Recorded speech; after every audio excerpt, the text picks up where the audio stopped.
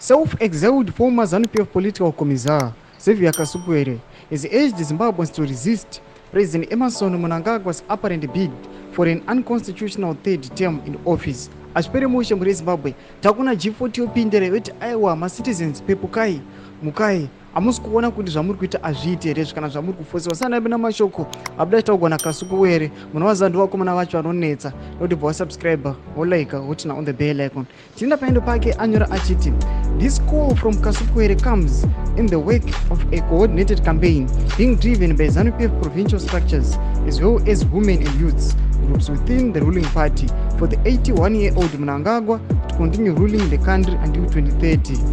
Mnangagwa, who has been in government since 1980, had previously announced that he would retire at the end of his current and final 5-year term, which is set to expire in 2028.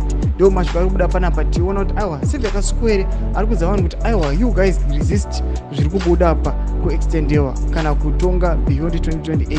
Masho vari kubuda achitaugwa naSavc Kasukuwere mozandi vakomana veG40 vamboshanda among this government ari political commissar vanoziva zvinhu zvinenge zvichiitika nekuti apa pari kuviolatiwa kana kuti hazvifavhi macitizens kana the national interest. Ari kuuya achieducata vanhu kuti aiwa vakomana resist this, munofanira kuti aiwa muvede kumwe kutonga kunenge kuri nani kana munhu achinge apedza timu yake ngakupinde mumwe. Tudze mafundo enyu muri kudii pamusoro pemashoko ake pena comment section medu.